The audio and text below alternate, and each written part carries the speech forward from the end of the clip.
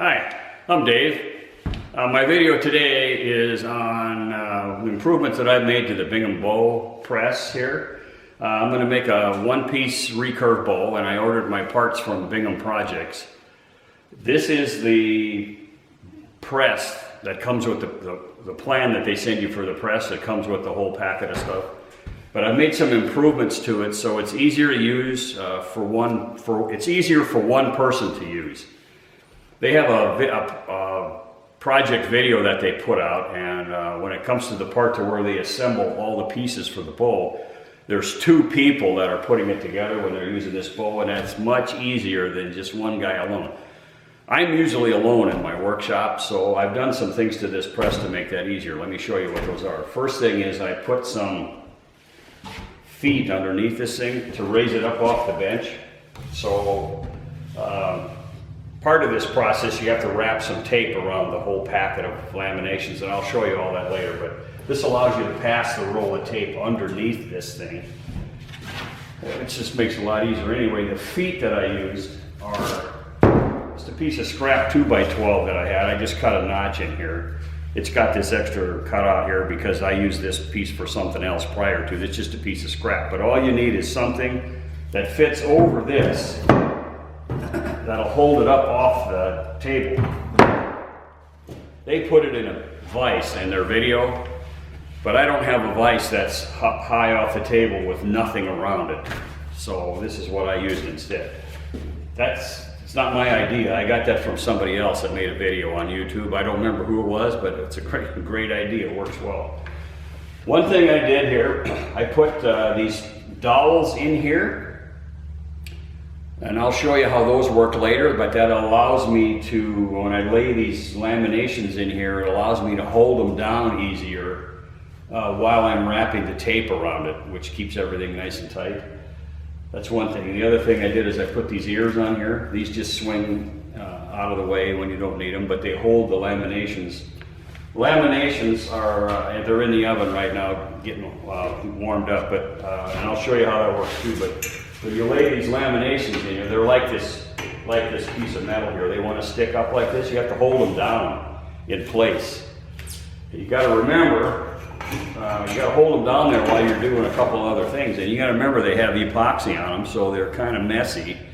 And they are a little bit slippery, and it's just easier to hold them in place using these pegs. These pegs are 4 inches long, and they just stick through a hole, so they stick out on both sides of this presser.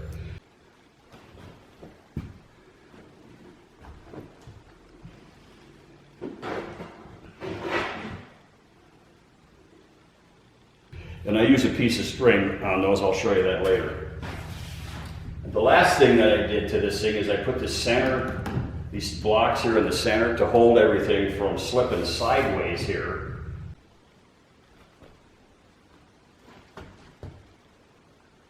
When you put these pieces in here, your bottom lamination and the bottom fiberglass on the limb, you have to actually cut those in half, so there's 2 pieces there, and it's possible for them to slip sideways. Well, this eliminates that problem.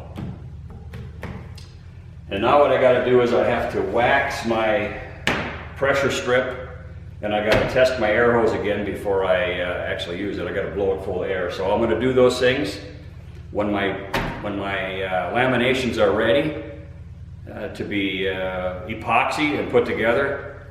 I'll come back and show you how all this works. All right, I got my laminations out of the oven. I've got them laid out here. I'm ready to apply epoxy to them. I've put tape on the back sides of my bow tuff here.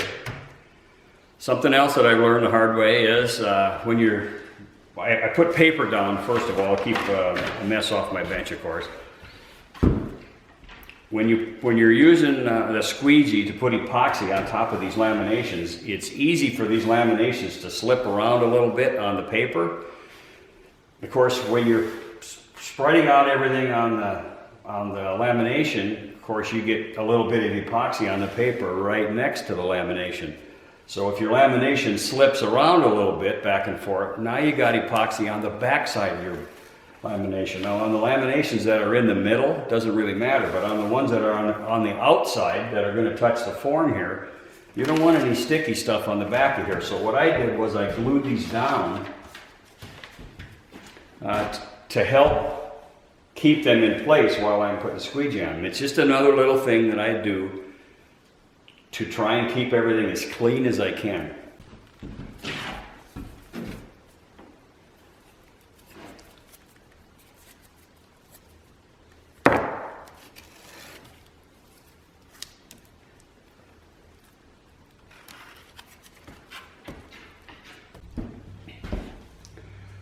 All right, this is the part now where I'm going to start putting these stacks of laminations onto the press. So this is the part about why I did all of this.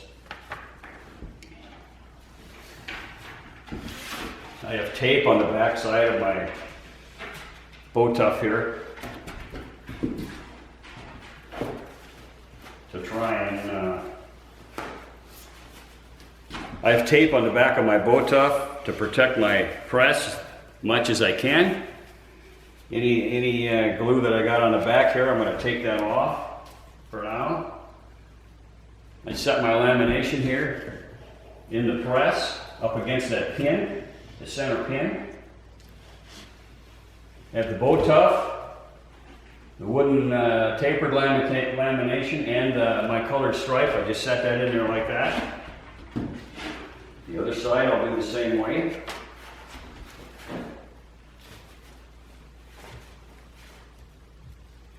That side is still pretty clean.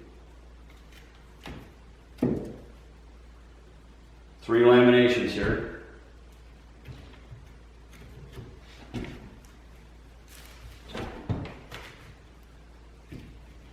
Okay, that's that. That holds them in place. I have to apply epoxy to the riser, which is the next piece going in there.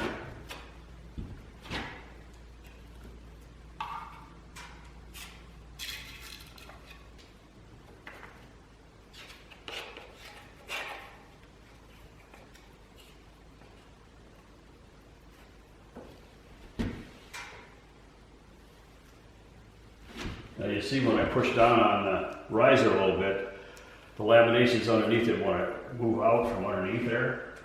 So you want to make sure you get those pushed back down in there. I can feel that pin, the hole settle down into that pin there now. Okay, now I'm ready for the top part. So I'll move all this junk out of my way here. And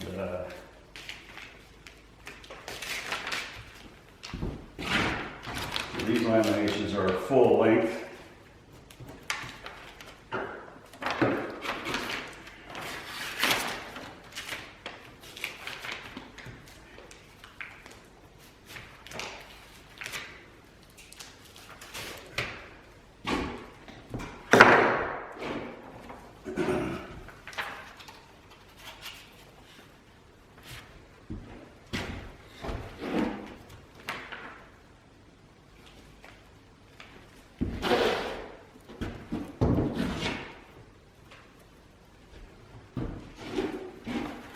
Once again, I'm going to tape those down.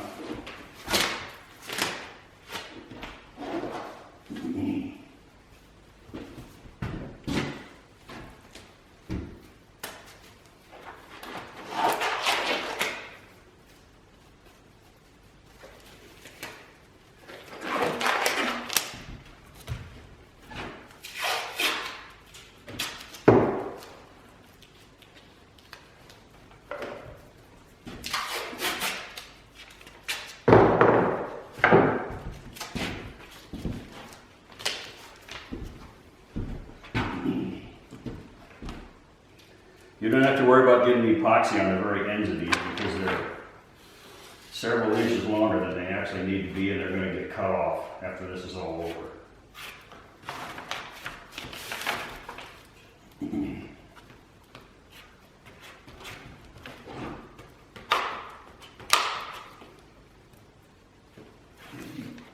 Work this back and forth to make sure you get all the edges, all the little dry spots. Make sure there's everything is wetted down.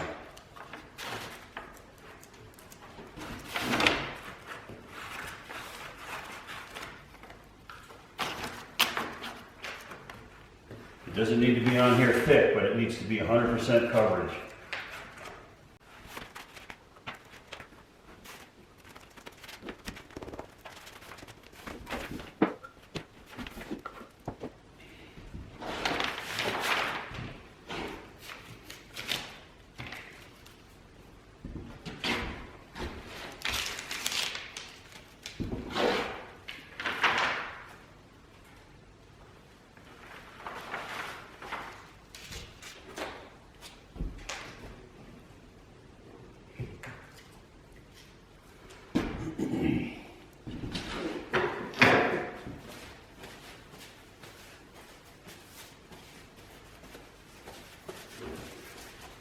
Now,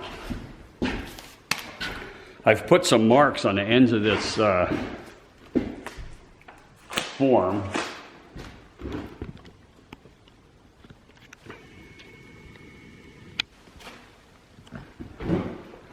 I put some marks on the end here, each form.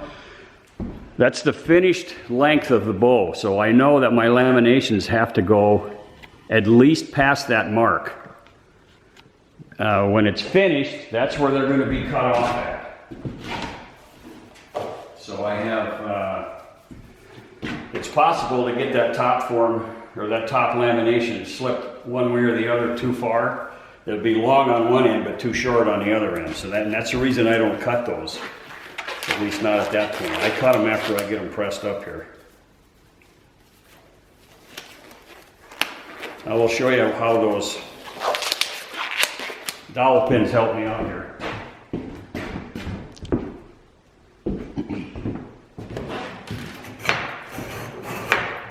I just take a long piece of string and I put a loop on one end so it just fits over one of these dowels. In this case it'll be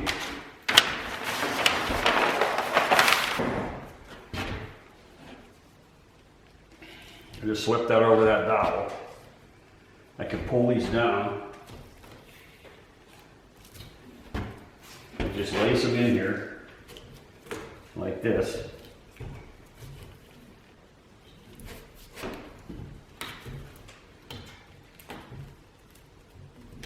And that helps me hold these laminations in here in place. You can see it's very easy for one person to do this. Just kind of like lacing up a boot. And I've got everything laying down in there pretty well.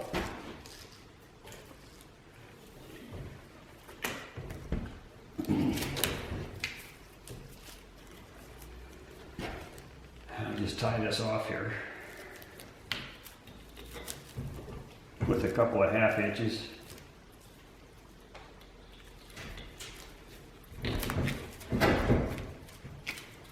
That's one end.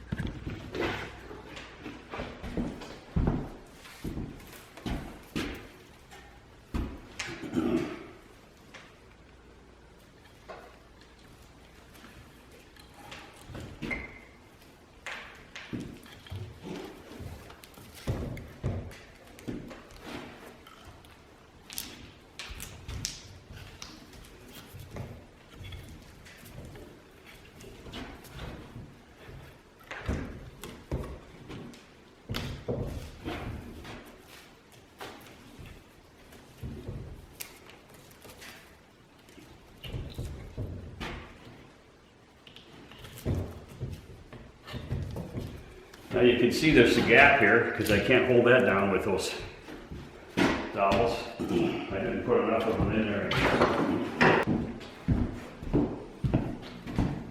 That's where the strapping tape comes in place. Into play.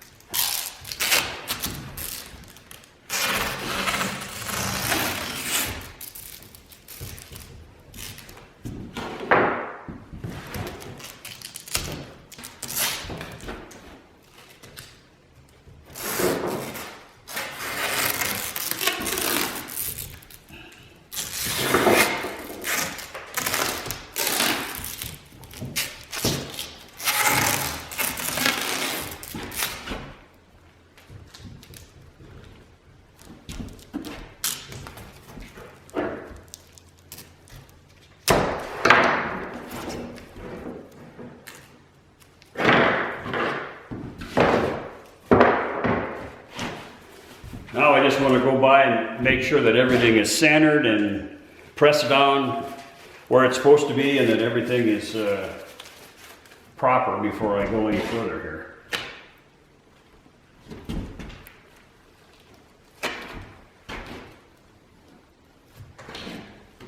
Okay, now I've got everything taped down here pretty well. Wipe off a little extra epoxy that I see here that's got on the back side of the tape.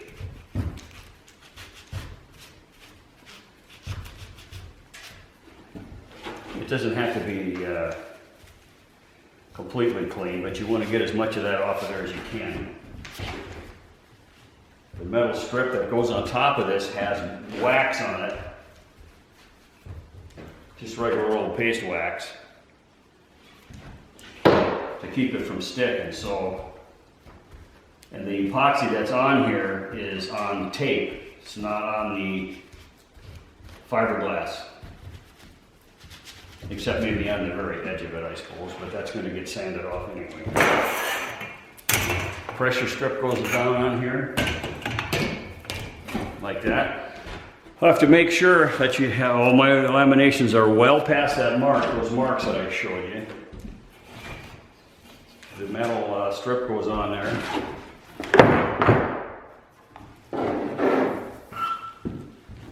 And I lay the air hose in here.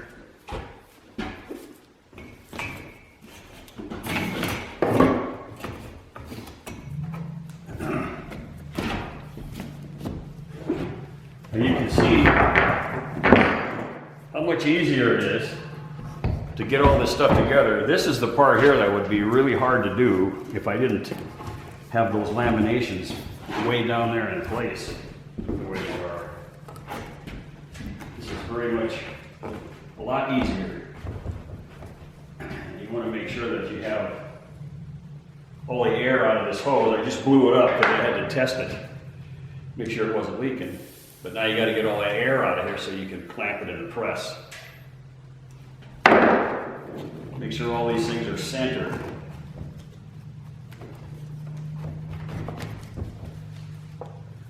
Go back to these ears again here. Best we can. The hoses are going to fit in those ears, but the metal pressure strip will, to make sure that it's all kind of centered.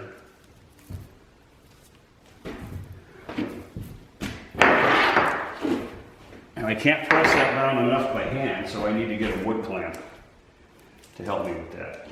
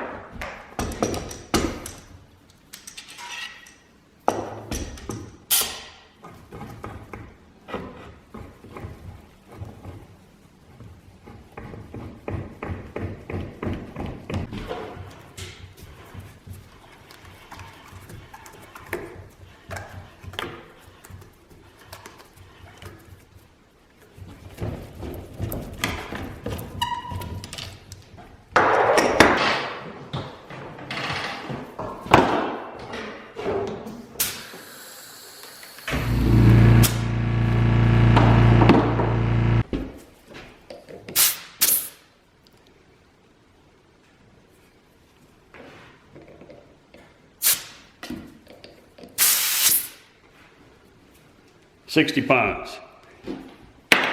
We're good. Okay, now it's time to put this thing in the oven. Let me show you how that looks. It's just a box that I've insulated with this insulation that you put around ducting and stuff like that. It's tougher than the tin foil that they have you do in the Bingham catalog. Okay, there I've put the press down into the box there, if you can make that out. And now I'm just going to close the lid and turn on the lights.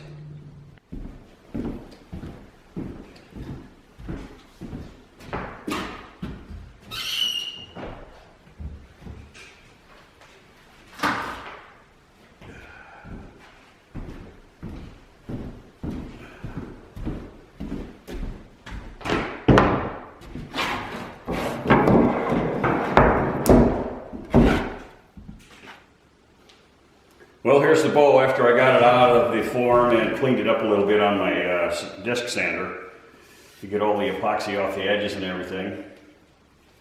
It came out all right.